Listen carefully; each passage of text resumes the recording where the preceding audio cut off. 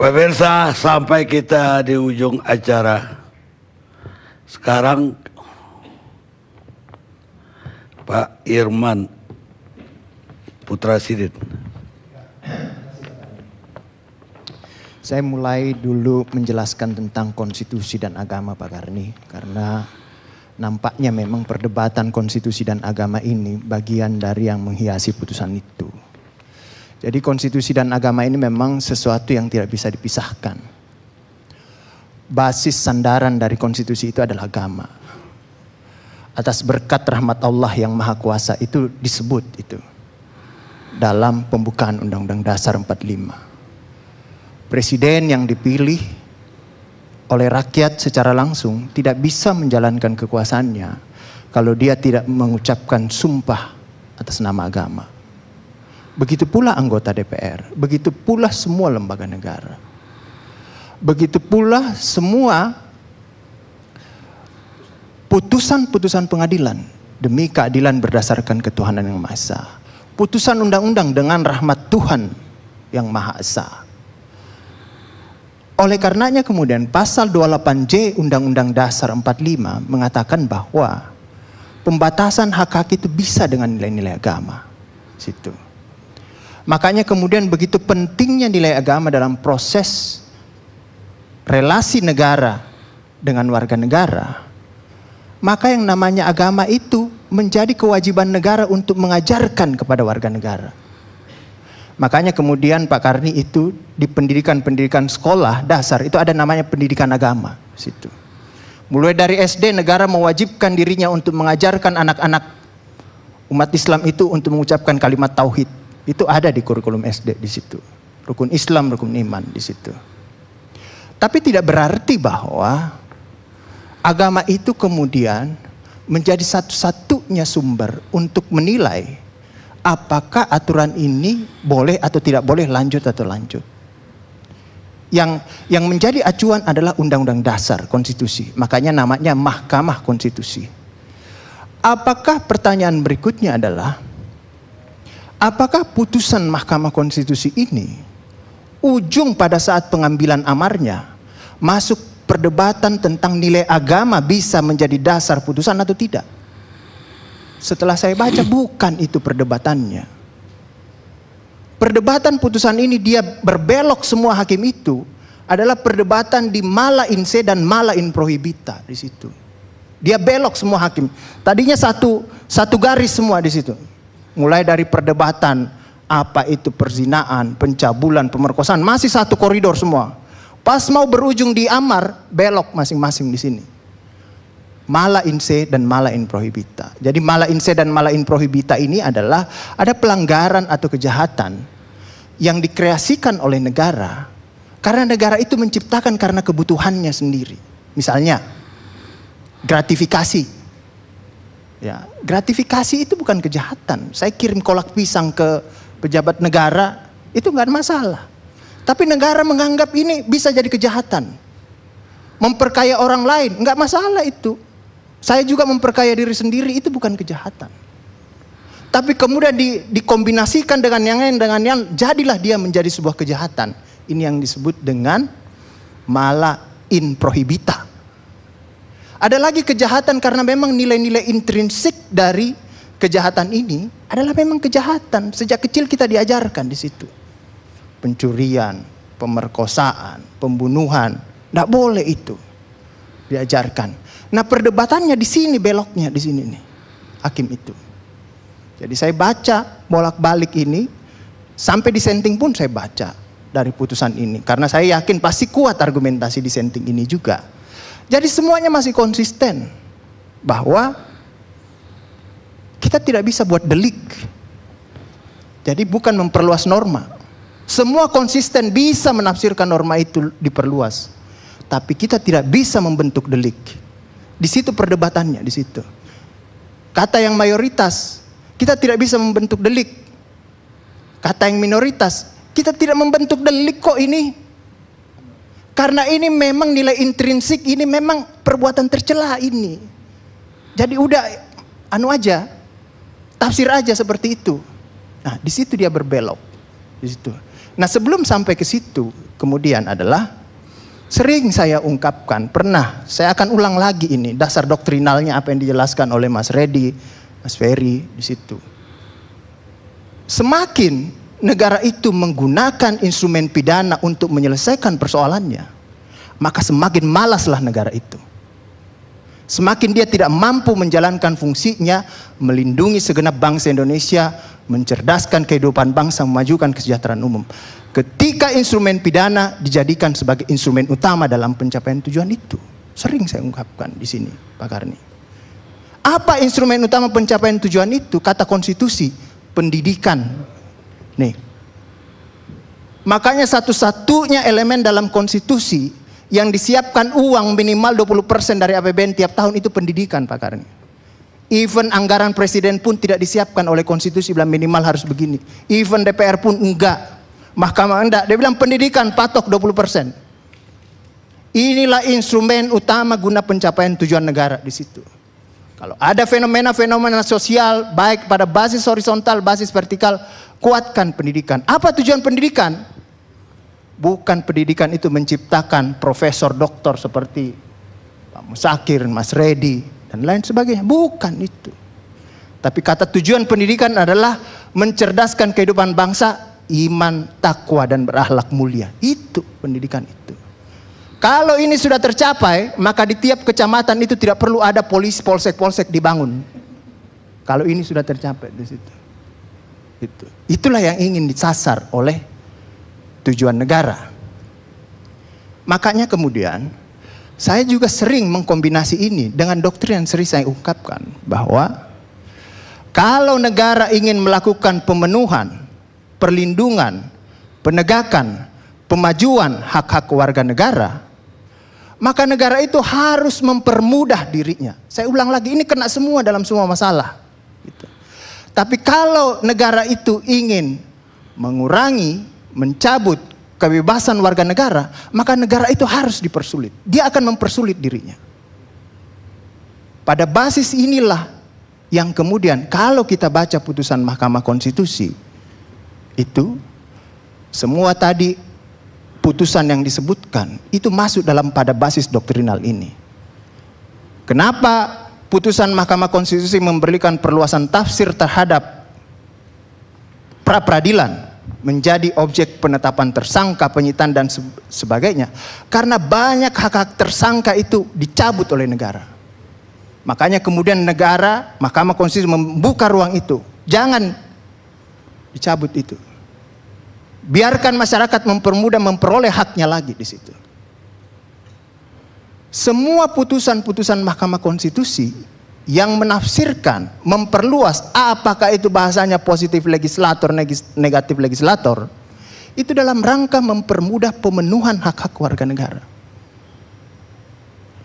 Kasus ada di bidang hukum pidana yang tadinya kriminal diubah oleh Mahkamah Konstitusi menjadi tidak kriminal. Tadinya itu kita senyum-senyum sama Pak Yani, itu bisa dipidanakan kita perbuatan tidak menyenangkan, gitu. Padahal kita senyum-senyum aja di situ, dia nggak suka, dia lapor perbuatan tidak. Oleh Mahkamah Konstitusi dibabat ini, karena ini mempermudah mencabut hak warga negara, dia babat di situ untuk melakukan pemenuhan orang di situ. Tadinya ada korupsi itu diperluas maknanya oleh undang-undang. Perbuatan melawan hukum itu bukan hanya perbuatan melawan undang-undang, tapi katanya juga melakukan perbuatan yang melanggar kesusilaan dan seterusnya. Oleh Mahkamah Konstitusi juga dibabat, karena ada banyak hak-hak orang bisa terganggu dengan delik seperti ini. Dibabat oleh Mahkamah Konstitusi. Nggak bisa begitu, harus melanggar undang-undang. Undang-undangnya juga jelas. Tidak bisa karena dia melanggar permen, kamu penjarakan dia, harus dengan undang-undang. Tidak bisa dia karena melanggar surat dirjen, kamu penjarakan, harus dengan undang-undang. Berikutnya lagi diuji lagi di situ. Yang tadinya korupsi ini dapat merugikan keuangan negara, banyak orang bilang, saya ini menjadi pejabat negara, tiba-tiba saya sudah memenuhi unsur delik ini karena saya pakai uang negara. Haknya bisa terganggu. Dibabat lagi kata dapat itu, harus ada kerugian negara di situ. Tapi ini kemudian masih dalam kerangka apa yang disebut tadi itu mala in prohibita di situ. Mahkamah Konstitusi masuk untuk membabat untuk pemenuhan. Ada kasus lagi, petani. Petani itu kehidupannya itu dari kecil sampai turun-temurun itu dia melakukan budidaya tanaman. Tiba-tiba negara pergi mengkriminalkan dia. Dalam undang-undang, lupa saya, apa itu sumber daya tanaman atau apa itu. Mengkriminalkan dia, kalau tidak punya izin katanya dari negara, maka saya pidanakan kamu. Dia bawa ke mahkamah, dibabat lagi itu. Jangan kamu ganggu dia itu. Dia kehidupannya dari situ. Ada lagi masyarakat penduduk di hutan. Tiap hari kerjaan saya dari dulu, orang tua saya ini hidup dari menebang pohon, mengembalakan ternak di hutan. Kok tiba-tiba ada undang-undang melarang saya kemudian mempidanakan saya oleh Mahkamah Konstitusi, ini merugikan haknya, dikecualikan. Jangan, kalau orang seperti ini penduduknya di sini jangan, kecuali yang lain-lain datang. Ini dalam rangka pemenuhan semua. Jadi membuat norma baru membuat, tapi dalam rangka pemenuhan perlindungan hak-hak. Apa selama ini yang dibikin itu oleh MK demi pemenuhan tadi? Demi pemenuhan. Tidak pernah MK membuat delik baru dalam sejarahnya. Tidak pernah MK membuat. Jadi kalau begitu wajar delik ini karena ini delik baru. Gitu. Walaupun oleh hakim yang disenting mengatakan ini bukan delik baru ini. Gitu. Ini nilai intrinsik nih. Makanya dia kutip Godly Constitution dan lain sebagainya. Perdebatannya di situ. Nah, selama ini MK tidak pernah membuat delik baru. Karena dengan doktrin yang tadi saya katakan, kalau dia membuat delik, bahaya Republik ini. Ya, nggak adil semua juga. orang datang bikin delik di MK nanti di situ. Karena apa Bang Karni? Ini yang harus juga menjadi penting. Hakim MK itu tidak punya independensi. Saya atau siapapun teman-teman di sini jadi hakim MK, saya datang atau dengan legal thought, pemikiran saya sendiri membuat putusan, nggak bisa. Harus merujuk kepada putusan-putusan yang dulu. Kalau mau berbeda, maka hakim itu membantah dulu putusan yang dulu itu, kenapa kamu berbeda. Nggak bisa lain, oh mau saya begini, nggak bisa. Hakim itu tidak punya independensi. Dia terikat pada putusan-putusan sebelumnya. Walaupun ini tidak ditulis. Kalau dia berbeda sama putusan sebelumnya, maka hakim itu layak diganti semuanya. Kalau dia berbeda. Karena apa? Konstitusi tidak memberikan kepastian. Di mana kita bersandar lagi pada konstitusi kalau putusan-putusan hakim MK itu berbeda hanya karena persoalan ganti orang. Jadi even ganti orang sekalipun tidak boleh berbeda putusannya. Pak Musakir suatu saat jadi hakim konstitusi, pakai pendapat ahlinya semua bikin, kecuali membantah putusan yang dulu, tidak ada masalah. Tapi kalau tidak mengutip, tiba-tiba ini jalan juga, itu nggak bisa seperti itu Pak Karni. Nah kira-kira itu yang saya mau jelaskan. Tapi kemudian adalah yang saya baca juga memang, kenapa menjadi seperti percikan api putusan ini. Itu saya baca juga memang di dissenting itu. Dissenting saya tidak mengatakan ini keliru, tapi menarik dissenting ini adalah ketika mengutip, mengkonfirmasi mungkin fakta persidangan bahwa pasal pencabulan itu, karena ini kan pencabulan, kalau dengan orang dewasa sesama jenis bukan pencabulan kan pasal itu. Tapi kalau pencabulan terhadap anak kecil itu baru pencabulan.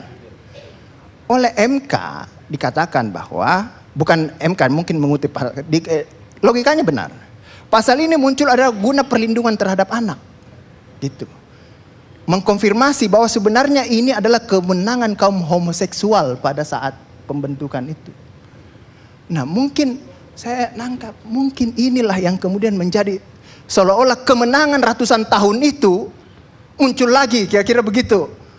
Terpesan seperti itu di ruang publik karena memang ada di dissenting itu. Nah inilah mungkin yang kemudian menjadi menarik. Ya, karena ya ada atau tidak ada pertimbangan itu juga menurut saya sih nggak melemahkan anunya. Tapi ini mengkonfirmasi bahwa ini kemenangan kaum homoseksual dan ditulis dalam dissenting itu. Inilah yang kemudian memicu perdebatan bahwa seolah-olah MK melegalkan, tetapi sebenarnya enggak sampai di situ. Semua sepakat kita tidak bisa membuat delik. Cuman yang satu mengatakan bahwa kita tidak sedang membuat delik karena ini sudah memang nilai intrinsiknya perbuatan tercela. Kalau misalnya dibalik bayangan saya, Permohonan-pemohon ini udah jadi undang-undang. Ya, udah jadi undang-undang semua. Kemudian yang tidak setuju undang-undang ini dibawa ke MK. Bayangan saya kalah itu, ditolak lagi itu. Jadi tetap ini yang dibenarkan seperti itu. Yang keinginan pemohon ini seperti itu. Kalau misalnya ini sudah jadi undang-undang, bayangan saya dengan membaca pesan-pesan hakim terhadap putusan-putusan itu. Saya kira itu Pak Karim. Baik, makasih. Karena yang terakhir kita dengar dari Profesor Mahfud. Malam Prof. Assalamualaikum. Selamat pagi, ini bukan malam lagi. Selamat Prof, pagi Bang Karni. ngikutin dari tadi pembicaraan. Mengikuti 5 pembicara terakhir, alhamdulillah. Ya udah, ada yang mempertanyakan pernyataan Prof, tapi ada juga yang membela aja. Yang terakhir malah menurut saya Lebih keras. Pak Irman malah belain Prof juga sekalian. Silakan Prof. Makasih. Yang belain saya tuh tadi Mas Irman, Mas Refli, Ferry Amsari dan banyak lagi. Tapi saya gini, catatan dulu teknis. Tadi banyak tudingan MK itu tidak konsisten misalnya. Sebenarnya orang yang berperkara pun sering tidak konsisten juga. Misalnya Pak Rasmin itu tadi mengatakan MK tidak konsisten. Kenapa kok putusannya kayak gini loh? Lalu dicaci maki lah, disalahkan lah orang yang 5 itu. Padahal dulu ketika kami di MK memutuskan menolak undang-undang penodaan agama untuk diputus oleh MK agar dibatalkan, dan kami mengatakan itu urusan DPR, kan teman-temannya Pak Rafli kan bersorak, hebat tuh MK, itu nyerahkan ke DPR kan gitu. Itu kan soal posisi di mana orang berdiri dalam kasus-kasus itu. Dulu ada yang disenting juga tuh, Bu Maria dulu disenting gitu. Tapi Bu Maria dipuji oleh yang lain, oleh yang penggugat, yang pemohon yang ditolak itu. Wah, hanya 1 hakim MK yang berani disenting katanya. Yang progresif hanya Bu Maria katanya pada waktu itu. Karena dia apa? Dia mengabulkan seharusnya permohonan itu. Dia dipuji-puji, tapi yang kami dipuji-puji yang oleh kelompoknya Pak Rasmin itu, oleh yang menolak pembatalan undang-undang penodaan agama. Itu satu. Jadi soal posisi aja lah gitu ya. Jadi kalau soal dissenting, semua hakim pernah dissenting. Semua hakim pernah dissenting. Opinion biasa. Yang kedua gini Pak Mudzakkir, saya sedikit ya. Kalau ilmu tafsir hukum konstitusi itu udah banyak. Nggak ada yang bisa standar Pak. Minimal ada 2 buku lah. Ada disertasi yang saya ikut membimbingnya, yaitu disertasinya Pak Aidul Fitri Siada di UI, itu soal penafsiran konstitusi. Lalu ada Pak Ferry Amsari juga soal penafsiran konstitusi. MK sendiri memakai 9 model penafsiran. Jadi sudah ada itu, tetapi kan tidak bisa distandarkan begitu. Karena setiap kasus itu punya karakter sendiri-sendiri. Dan keliru juga ya Pak Mudzakkir kalau mengatakan seharusnya sejak awal kalau memang mau diserahkan ke DPR, itu sejak awal sudah tidak diperiksa, sudah tidak diterima, ini bukan kewenangan kami. Oh, tidak bisa Pak, harus diperiksa dulu apakah itu bertentangan dengan konstitusi apa tidak. Kompetensi absolut itu maksudnya apakah ini memang menjadi kewenangan absolut. Kalau undang-undang itu kewenangan absolut. Kalau yang diminta pengujian kepres itu bukan kewenangan, baru ditolak, nggak usah dibawa ke sidang kan begitu. Itu perlunya sidang panel.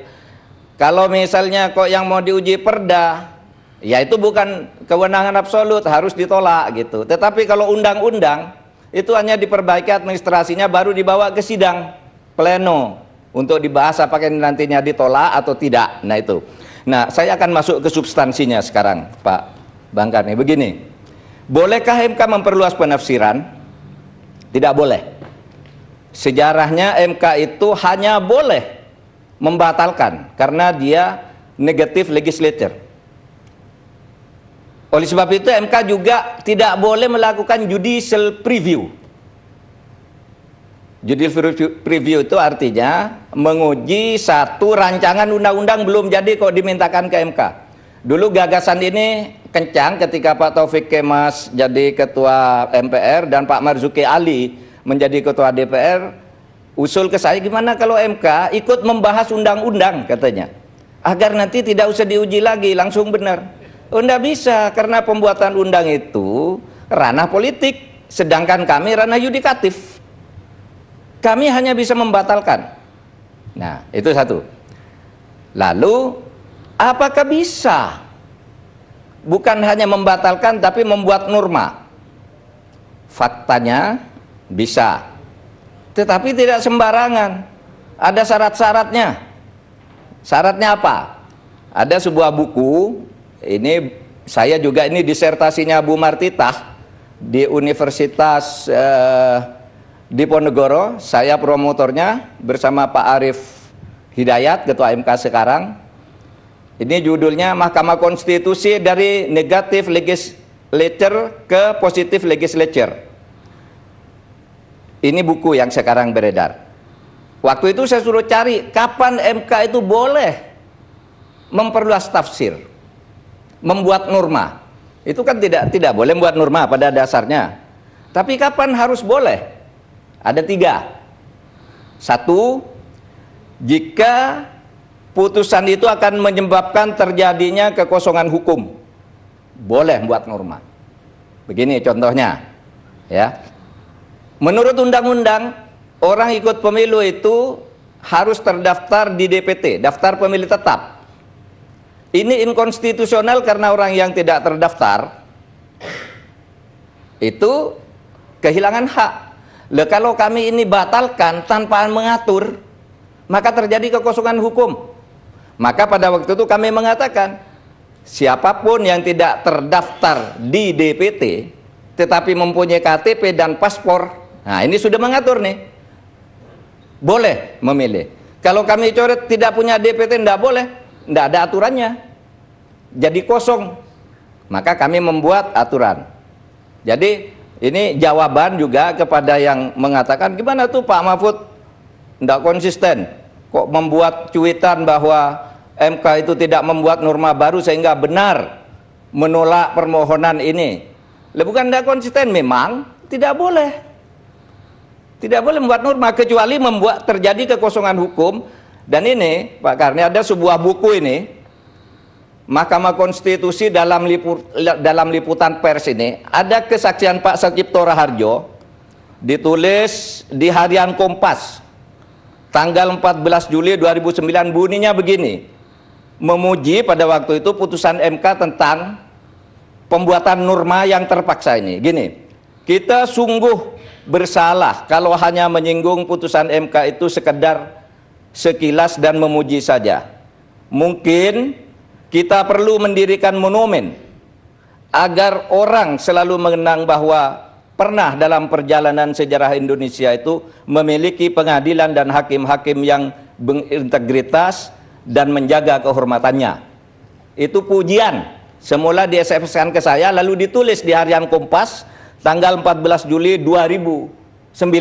Karena MK berani membuat norma untuk menerobos kekosongan hukum, manakala satu keputusan itu menyebabkan penyelenggaraan pemilu misalnya, atau teknis penyelenggaraan apapun di pemerintahan menjadi macet kalau tidak diatur oleh MK. Ini di dalam disertasinya Martitah. Lalu yang kedua, alasan kenapa harus boleh, kalau ada undang-undang bertentangan dengan undang-undang lain. Nih, MK ini kan tugasnya menguji undang-undang terhadap konstitusi. Ternyata nih undang-undang bertentangan dengan undang-undang. Maka ketika MK memutus, ini harus mengatur, iya kan? Nggak bisa kalau satu dibatalkan satu, lalu bagaimana cara ngaturnya? Itu harus diatur. Tapi itu syarat untuk bisa mengatur, bukan melanggar prinsip negative legislature itu. Nah, contohnya yang ini, misalnya pilkada dengan calon perseorangan. Dulu antara Aceh dan luar Aceh dibedakan. Ini bertentangan. Orang Jawa menguji ke MK, kami ingin seperti Aceh. Kami kok dikatakan pemilu harus lewat partai, sedangkan di Aceh bisa perorangan. Lalu kami buat aturan mengatur semua di Indonesia calon perorangan boleh mengatur. Itu. Yang ketiga, jika penafsiran dari sebuah undang-undang itu kabur, alias bias, sehingga bisa ditafsirkan macam-macam di tengah-tengah masyarakat maupun oleh pemerintah, maka kita harus mengatur. Kalau macam-macam yang mana? MK yang mengatur dong. Itulah yang kemudian menimbulkan penafsiran konstitusional bersyarat. Contohnya, itu kasus Masyica Muhtar tentang anak di luar nikah. Itu tadi keliru lagi itu, Pak Mudzakkir. MK itu tidak pernah menyatakan anak di luar nikah itu sah. Tidak pernah. MK itu mengatakan begini, anak yang lahir di luar perkawinan yang sah mempunyai hubungan keperdataan dengan ayah biologisnya. Hubungan keperdataan tidak harus sah. Misalnya orang nabrak orang tanpa perjanjian, itu bisa dituntut keperdataan. Kamu lalai, saya minta ganti rugi karena kamu telah melakukan perbuatan melawan hukum berdasar pasal 1365 hukum perdata. Sama kesalahpahaman itu dulu diekspresikan oleh Majelis Ulama. Majelis Ulama marah-marah, MK membuat hukum baru katanya, menghalalkan perzinahan. Tidak ada menghalalkan perzinahan. Kita tidak menyebut bahwa punya hubungan nasab, punya hubungan keperdataan. Sampai Majelis Ulama marah-marah, kirim surat ngundang Ketua MK untuk menjelaskan di depan Majelis Ulama. Saya katakan, Majelis Ulama itu siapa kok ngundang-ngundang Ketua MK? Tidak mau saya. Kalau mau datang ke tempat saya. Saya bilang begitu. Sesudah itu saya jelaskan. Kami itu bicara hubungan keperdataan, bukan hubungan nasab. Lalu apa jawabnya? Oh begitu toh katanya. Lah ya, Anda sudah marah-marah di koran, belum dengar penjelasan, sudah dengar penjelasan. Oh begitu toh, ya kalau begitu enggak apa-apa katanya. Lalu reda gitu. Itu kan karena orang belum baca putusan gitu. Nah, jadi dalam kasus Masyica itu, saya mengutip cuitannya Prof. Romli dengan sangat bagus, Romli Atbasasmita itu, kalau kasus Masyica itu adalah kasus di mana MK memberikan hak asasinya kepada pemohon. Tetapi kalau kasus yang sekarang terjadi ini adalah kasus kriminalisasi, sehingga yang kriminalisasi itu seharusnya dilakukan oleh, atau sesuatu, menjadikan sesuatu bukan tindak pidana menjadi tindak pidana atau tambahan norma baru, itu bukan wewenangnya MK, itu memang wewenangnya DPR. Nah gitu. Nah itu menyangkut soal perkara. Izinkan saya sekarang Bang Karni bicara dua hal tentang hubungan hukum dan agama ini. Ini penting. Jadi begini, selama 30 tahun lebih kita membahas rancangan undang-undang KUHP itu, terjadi pertentangan antara paham universalisme tentang hak asasi manusia dan partikularisme. Yang universalisme itu mengatakan bahwa hak asasi manusia itu universal, termasuk di dalamnya LGBT, zina, kebo-kebo itu tidak boleh dipidanakan. Dasarnya apa? Dasarnya adalah Universal Declaration of Human Rights tahun 48 dan semua konvensinya. Pokoknya tidak boleh ada hukuman itu. Itu misalnya dulu pendukung-pendukungnya seperti Buyung Nasution, Mulya Lubis, lalu Dede Utomo dan sebagainya, itu ikut di situ, universalisme. Tetapi juga ada pandangan partikularisme. Partikularisme itu mengatakan hak asasi manusia itu tergantung kebutuhan lokal dan masyarakatnya. Karena hukum itu melayani masyarakatnya. Kalau masyarakat mengatakan zina itu tidak boleh, jadikan dia hukum. LGBT tidak boleh, jadikan dia hukum. Apalagi kalau masyarakat beragama menyatakan itu tidak boleh, jadikan dia hukum. Itu ada teorinya, teori hubungan antara hukum dan masyarakat, bahwa hukum itu selalu berubah sesuai dengan kebutuhan masyarakatnya. Lain tempat, lain hukum, lain waktu, lain hukum. Nah, itu kan orang mempelajari di teori hukum masyarakat kira-kira tahun 80-an, Studi ini berkembang di UI, Fakultas Hukum UI, ada jurusan hukum dan masyarakat gitu. Teorinya kalau di konstitusi, teorinya Casey Ware, bahwa hukum itu ya kesepakatan pada saat itu. Tapi sebenarnya hukum Islam sudah jauh lebih maju dari itu. Dulu Ibnul Qayyim sudah mengatakan la yungkaru taghayyurul ahkam bitaghayyuril azman wal amkan wal amwaid. Ini dalilnya. Bahwa hukum itu berubah sesuai dengan masyarakatnya, tempatnya, waktunya, dan adat istiadatnya. Nah, sekarang begini. Perdebatan ini panjang. Kemudian pada tahun 1998 ada deklarasi hak asasi manusia di Kairo. Yang tadi itu di New York. Yang di Kairo itu menyatakan bahwa hak asasi manusia antara barat dan timur itu beda. Di timur hak asasi manusia itu berdasarkan agama dan adat istiadat. Hak asasi manusia partikular. Ini kemudian ditandatangani oleh pemerintah Indonesia bahwa agama itu menjadi sumber hukum. Karena itu dasar kehidupan masyarakat. Di mana itu masuk? Di mana itu masuk? Masuk di dalam pasal 28J ayat 2 yang menyatakan bahwa hak asasi manusia seperti LGBT, zina atau apapun boleh dikurangi oleh hukum berdasar pertimbangan moral, nilai-nilai agama, kemudian keamanan masyarakat dan ketertiban umum. Jadi zina itu sebenarnya tinggal kita menghukumkan apa tidak. Ya. Itu agama manapun, orang seperti apapun di Indonesia tidak suka itu perzinahan. Itu kesadaran hukum kita. Agama apa saja. Oleh sebab itu zina itu sudah pantas untuk dikriminalisasi dalam arti dijadikan isi aturan hukum. Kalau di dalam agama yang Islam itu dikatakan wala taqrabuz zina innahu kana fahisha. Jangan berdekat-dekat zina. Karena zina itu perbuatan keji. Ini penting karena begini. Suatu pagi saya mau ke bandara Bang Karne, mendengar dialog di radio El Sinta tepatnya.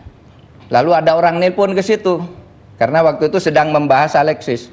Orang ini mengeluarkan dalil begini, zina itu kan perbuatan fahsya, merugikan diri sendiri, jadi tidak boleh dilarang, itu urusan sendiri, kata orang itu. Lalu dia menyebut amar ma'ruf nahi mungkar. Dia bilang kan tidak ada amar ma'ruf nahi fahsya katanya.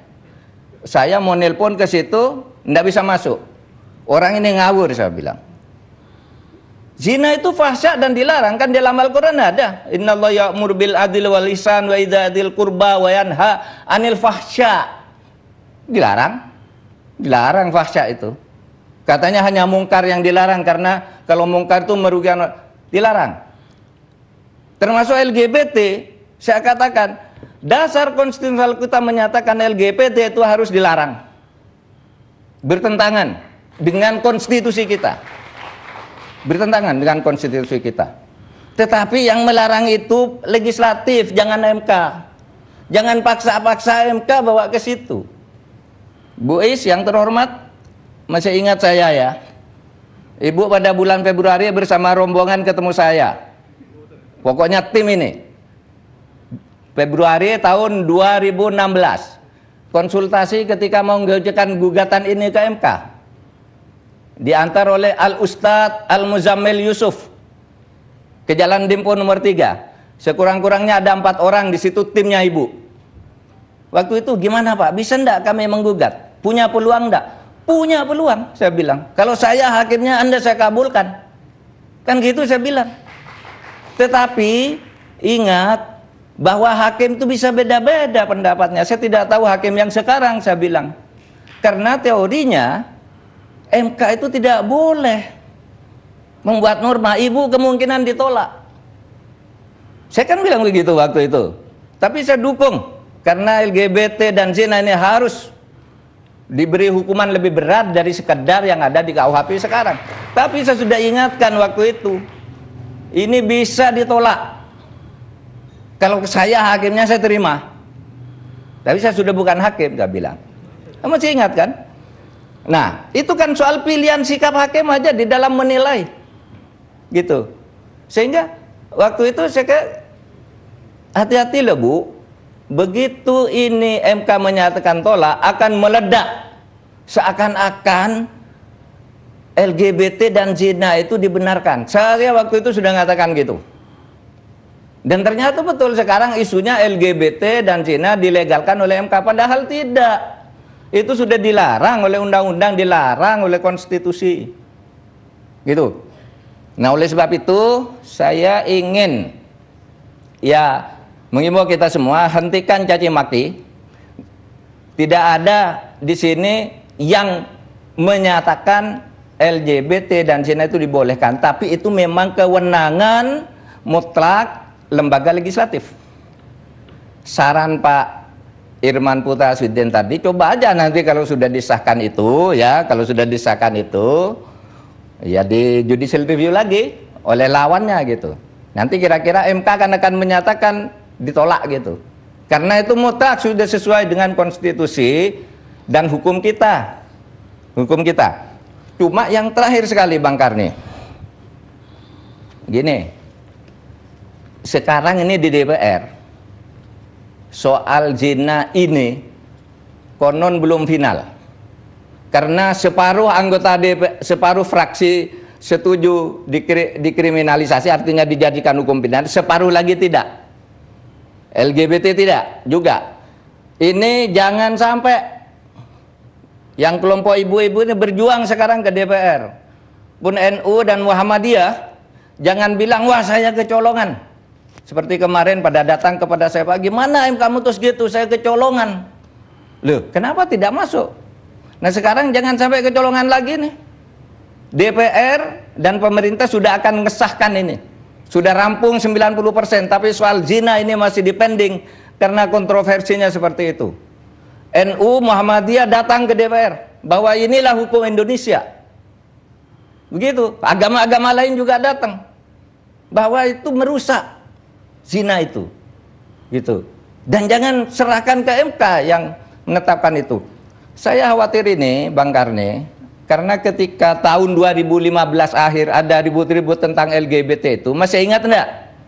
Pak Yusuf Kalla mengatakan datang dana 180 juta dari 100 juta US dollar dari sebuah organisasi di luar negeri untuk menggolkan LGBT dan zina boleh di Indonesia. Ini kalau bayar ke anggota-anggota DPR, ke partai-partai sekarang ini lolos ini. Lolos, jangan.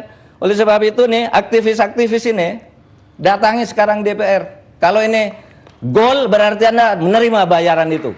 Gitu aja. Assalamualaikum warahmatullahi wabarakatuh. Waalaikumsalam.